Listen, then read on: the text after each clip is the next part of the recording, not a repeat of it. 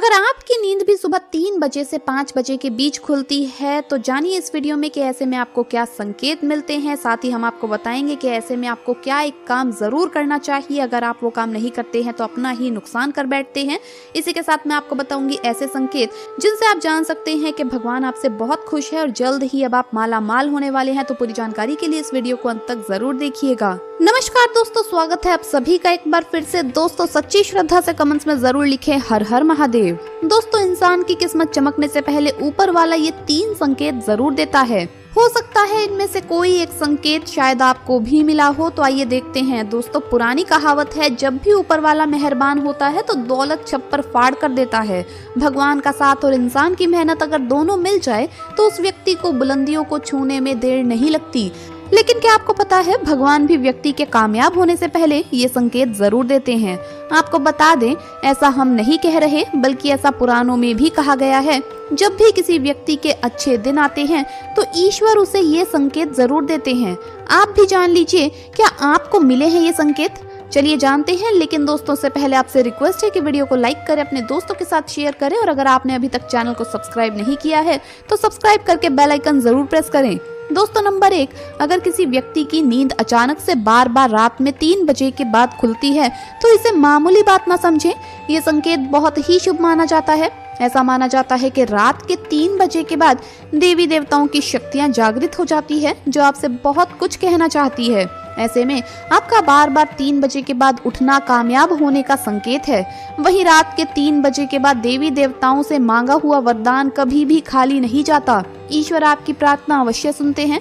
लेकिन दोस्तों जब भी अगर आपकी आंख 3 से 5 बजे के बीच खुलती है तो आपको ये एक काम जरूर कर लेना चाहिए जो स्वयं ईश्वर आपसे चाहते हैं। अगर आप ऐसा नहीं करते तो आपको शुभ फल की प्राप्ति नहीं होती। क्या है वो काम, ये भी हम आगे वीडियो में बताएंगे। लेकिन उससे पहले चलिए जान लेते हैं ऐसे ही और संकेत क्या है।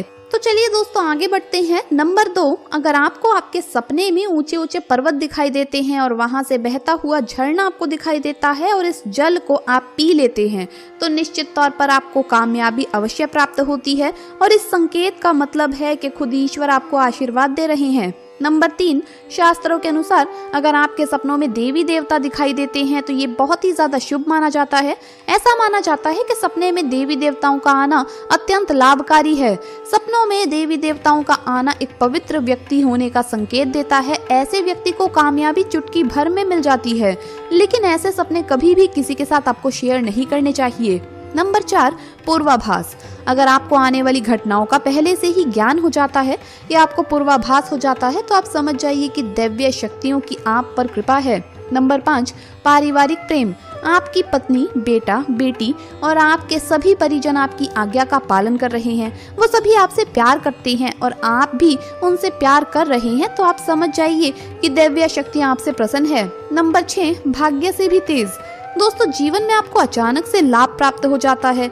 आपके किसी भी कार्य में किसी भी प्रकार की आपको कोई बाधा उत्पन्न नहीं होती और सभी कुछ आपको बहुत आसानी से मिल जाता है। तो आप समझ जाइए कि दिव्य शक्तियाँ आपकी मदद कर रही हैं। दोस्तों नंबर 7, सुगंधित वातावरण का एहसास। अगर कभी कभी आपको ये महसूस होता है कि मेरे आसपास कोई है या आपको बिना किसी कारण ही अपने आसपास सुगंध का एहसास हो तो समझ जाइए कि अलौकिक शक्तियाँ आपके आसपास ही है और आपकी मदद करना चाहती है। नंबर 8, सुहानी हवा। आप पूजा कर रहे हैं और अगर आपको लगे कि अचानक सुहानी हवा का झोंका आया है या शरीर में कुछ अचानक दौड़ता सा प्रवाह महसूस हुआ हो जो कि पहले कभी भी ना हुआ हो तो समझ जाइए कि देवी या देवता आप पर प्रसन्न है। दोस्तों नंबर 9, ठंडी हवा का घेरा। भूमि पर रहते हुए भी कभी कभी आपको ये एहसास हो कि मेरे आसपास बादल या ठंडी हवा का एक पुंज है जिसने मुझे घेरा हुआ है तो आप समझ जाइए कि अलौकिक या दिव्य शक्तियों ने आपको घेरा हुआ है। ऐसा अक्सर बहुत ज्यादा पूजा पाठ करने वाले व्यक्तियों के साथ होता है।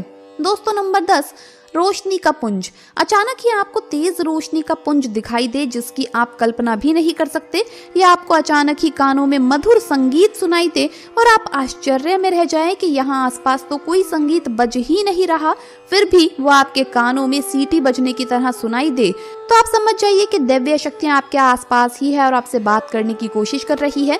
ऐसा अक्सर उन लोगों के साथ होता है जो निरंतर ही अपने इष्ट देव का मंत्र जप करते रहते हैं। दोस्तों नंबर 11, किसी की आवाज सुनाई देना। आप रात्रि में गहरी नींद में सो रहे हैं और आपको लगता है कि किसी ने मुझे आवाज दी है या उठाने की कोशिश की है और आप अचानक ही उठ जाते हैं, लेकिन फिर आपको आभास होता है कि यहाँ तो कोई नहीं है, लेकिन आवाज तो जरूर थी। ऐसा आपके साथ कई बार हुआ हो तो आप समझ जाइए कि आप पर किसी अलौकिक शक्ति की मेहरबानी है। ऐसे में आप हनुमान जी का ध्यान करें और धन्यवाद करें। दोस्तों नंबर 12, सपने में अगर आपको हरे भरे बाग बगीचे या फिर खेत दिखाई दे, यानी चारों तरफ सिर्फ हरियाली ही हरियाली दिखाई दे, तो इसका मतलब है कि आपको जल्द धन प्राप्त होने वाला है। इसी तरह अगर आपको सपने में शंख और मंदिर की घंटियों की आवाज सुनाई दे तो इसका मतलब आपके पास किसी न किसी माध्यम से धन आने वाला है। दोस्तों नंबर 13, सपने में उल्लू देखना भी धन की प्राप्ति का संकेत माना जाता है। सपने में लाल साड़ी वाली महिला पूर्ण श्रृंगार करे दिखाई दे तो इसका मतलब है कि आपको लक्ष्मी माँ ने दर्शन दिए हैं, जिससे आपकी आर्थिक स्थिति जल्द अच्छी होने का संकेत है, क्योंकि जब स्वयं माँ लक्ष्मी आपके सपने में आ गई है तो अब आपके घर में भी जल्दी ही वो प्रस्थान करेंगी। सपने में गन्ने को देखना भी पैसों के आने का संकेत माना जाता है। अगर सपने में आपने सफेद या फिर सुनहरे रंग के सांप को देखा है तो इसका मतलब है कि आपको जल्द ही धन की प्राप्ति होगी। दोस्तों नंबर 14, सपने में अपने आप को घोड़े पर चढ़ते देखना मतलब आपको कोई नया काम मिल सकता है, जिससे आपको अच्छा खासा लाभ प्राप्त होगा। नौकरी वालों को ये सपना आए तो इसका अर्थ है आपकी उन्नति होगी। अगर आप सपने में काले बादल देखते हैं, साथ ही बारिश भी दिखे, तो इसका मतलब आप जिस भी चीज में निवेश कर रहे हैं वहाँ आपको लाभ मिलने वाला है। सपने में पान खाना सुख समृद्धि आने का सूचक है। दोस्तों नंबर 15, स्वप्न में अगर आपको छोटा बालक ठुमक ठुमक कर चलता दिखाई दे तो इसका अर्थ है कि आपको जल्द ही कहीं से धन मिलने वाला है।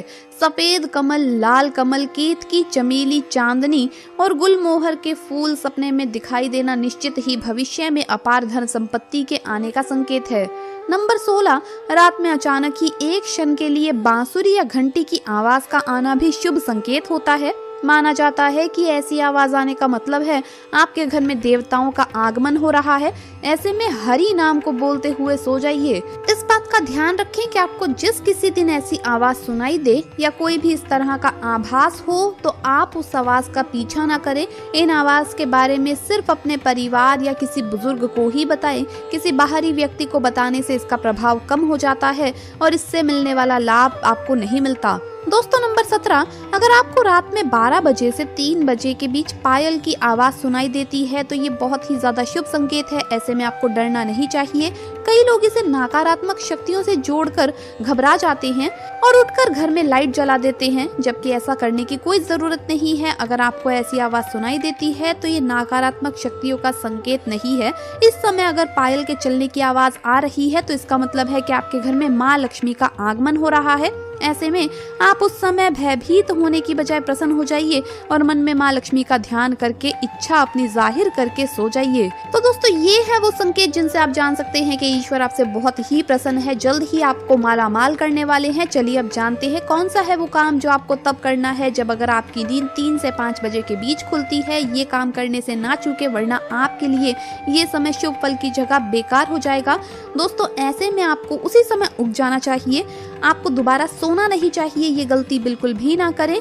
आपको उठकर स्नान करके नित्य कर्मों से निर्वृत्त होकर भगवान का ध्यान करना चाहिए, पूजा पाठ करना चाहिए, क्योंकि ऐसे में ईश्वर आपको जगा रहे हैं, ईश्वर आपसे बातें करना चाहते हैं। तो दोस्तों अपनी इच्छा आप भगवान के आगे जाहिर कीजिए, आपकी मनोकामना जरूर पूरी होगी।